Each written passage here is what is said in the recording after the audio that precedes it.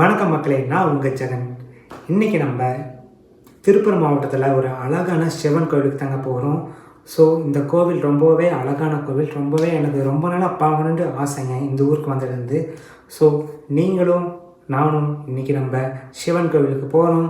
So வாங்க, welcome back to my channel. இது Jagan universe. நான் அடுத்தடுத்து போகும்போது அந்த கோவிலுக்கு எப்படி போகணுன்ட்டு நான் உங்களுக்கு சொல்கிறேன், ஓகேவா? இந்த சிவன் கோவில் திருப்பூர்லேருந்து பல்லடம் போகணுங்க. பல்லடத்துலேருந்து உடுமலைப்பேட்டை போகிற வழிபாதையை நோக்கி நம்ம போகணும். அந்த உடுமலைப்பேட்டை போகிற வழியிலேருந்து சித்தம்பாளையம் பிரிவுங்கிற ஒரு இடத்துல நம்ம இறங்கணுங்க. அந்த சித்தம்பாளையம் பிரிவிலிருந்து தாங்க அந்த நவகிரக கோட்டைக்கு உண்டான கோவிலுக்கு உண்டான வழிபாதை தொடங்குது. இந்த சித்தம்பாளையங்கிற பிரிவு பல்லடத்துலேருந்து ஒரு 5 கிலோமீட்டர் தொலைதூரத்தில் இருக்குங்க. இப்போ நீங்கள் பார்த்துட்டு இருக்கிறது உடுமலைப்பேட்டை ரோடுங்க. இந்த உடுமலைப்பேட்டை ரோட்டில் இருந்து இந்த சித்தம்பாளையங்கிற பிரிவு தொடங்குது. இப்போ நீங்கள் அதை தான் பார்த்துட்ருக்கீங்க. இதுதான் அந்த நவகிரக கோட்டைக்கு போகிறதுக்கு உண்டான சித்தம்பாளையம் ஒரு ஊருக்கு உண்டான வழிபாதை. வாங்க, எங்கூட சேர்ந்து நீங்களும் பயணிக்கலாம்.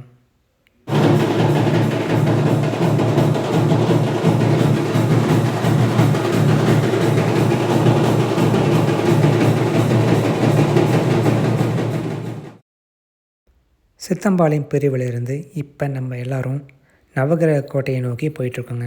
அதுக்குண்டான வழிபாதை தான் இது. இந்த நவகிரக கோட்டை பார்த்திங்கன்னா தூரத்தில் தெரியுது இல்லையா, அதுதான் அந்த கோவில்.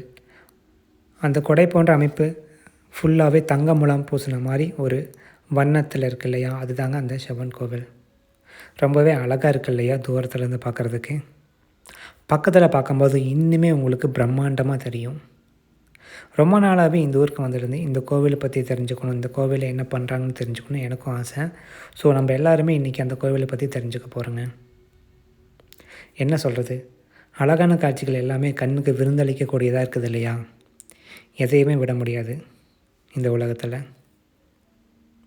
நம்ம இந்த கோவிலுக்கு பக்கத்தில் வந்துட்டோம். இன்னும் ஒரே ஒரு வளைவு தான் இருக்குது. நம்ம அந்த வளைவை தாண்டிட்டோம்னா நம்ம இந்த கோவிலை போய் அடைஞ்சிடலாம்.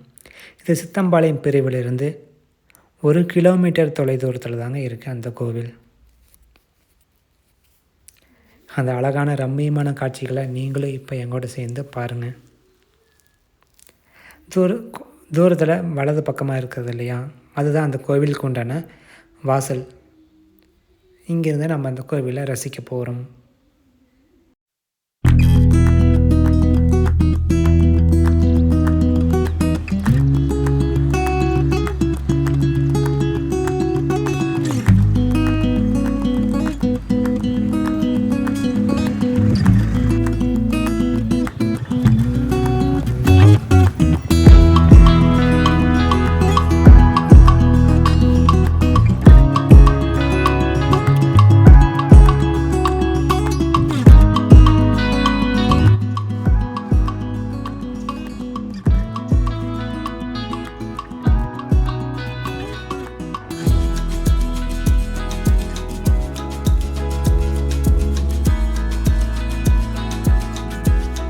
இந்த விநாயகர் சன்னதியில் 12 ராசிகளுக்கு உண்டான சின்னத்தை அழகாக பொறிச்சிருக்காங்க.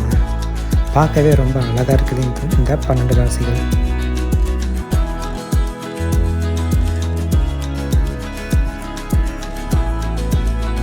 பெண்கள் மற்றும் ஆண்களுக்கு உண்டான கழிப்பறை வசதியும் இந்த கோவிலில் அமைச்சு கொடுத்துருக்காங்க.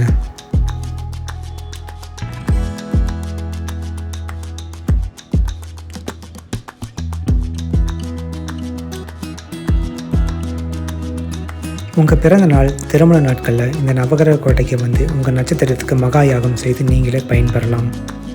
சனிக்கிழமை தோறும் சனி பகவானுக்கு கங்கா கலசத்தை பெற்று பாத பூஜை நீங்களே செஞ்சு கொள்ளலாங்க.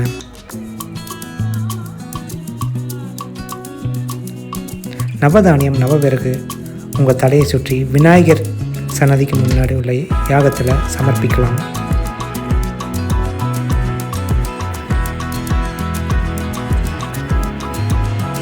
இப்போ நீங்கள் பார்க்குறது தினசரி பூசை விவரங்க. இதுதான் அந்த யாகசாலை வழிபாடு இடம். பார்க்கவே ரொம்பவே ஒரு அழகான ரம்மியமான காட்சிங்க.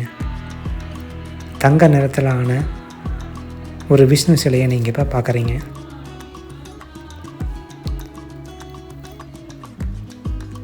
இங்கு விநாயகருக்கு உண்டான வாசகங்களும் மந்திரங்களும் எழுதப்பட்டிருக்குங்க. இந்த அழகான சங்குகள் பார்க்குறதுக்கு ரொம்பவே ஒரு மனதை ஈர்க்கக்கூடியதாக இருக்குது. 9 கிரகங்கள், 12 ராசிகள், 27 நட்சத்திரங்கள், திசைகள்,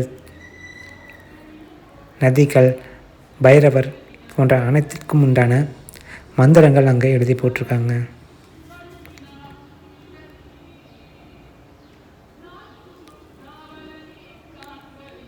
இந்த விஷ்ணு சிலை பார்க்குறதுக்கு நீளமான கலரில் ஒரு அழகான சிலையாக என்னோட கண்ணுக்கு தென்படுதுங்க.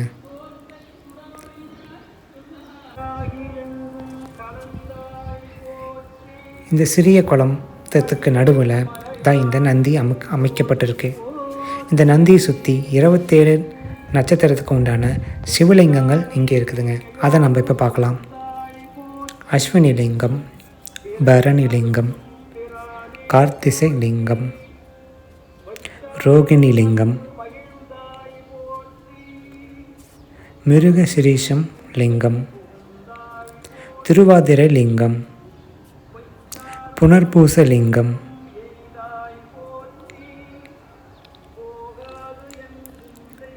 பூசலிங்கம், ஆயுள்யலிங்கம், மகலிங்கம்,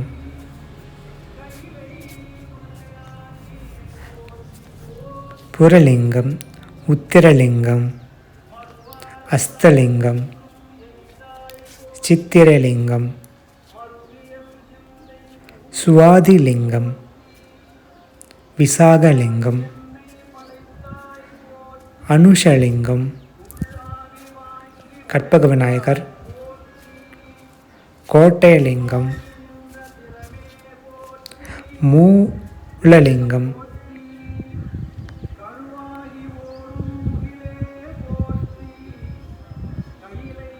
இந்த சூரிய வெளிச்சம் அந்த சிவன் மேலே ரொம்பவே அழகாக இருக்குது. உத்திராடலிங்கம், திருவோணலிங்கம், அவிட்டலிங்கம்,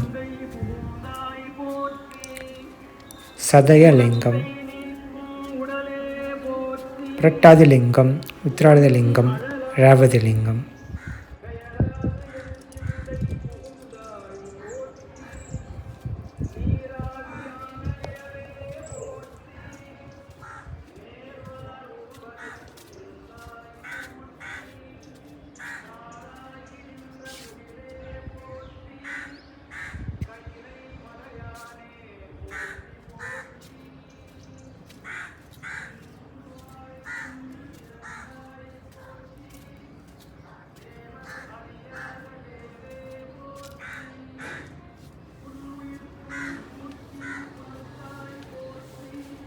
கற்களால் அமைக்கப்பட்ட இந்த நுழைவுப் பகுதி ரொம்பவே அழகாக இருக்குதுங்க. இந்த நுழைவுப் பகுதியின் முன்பகுதியில் இருக்கக்கூடிய 2 சிலைகளுமே அழகான காட்சியாக தெரியுதுங்க.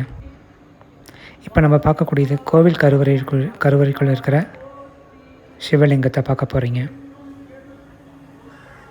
இது மிகப்பெரிய சிவலிங்கங்க.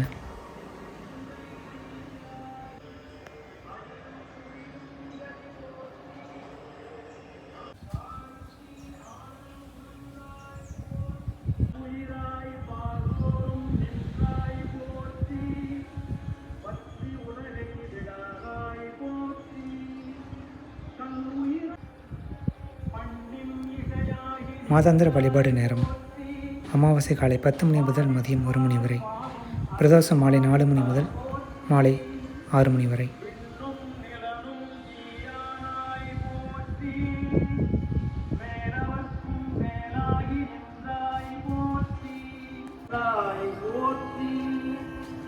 கமையாகி நின்ற கனலே போற்றி, கையிலை மலையானே போற்றி போற்றி.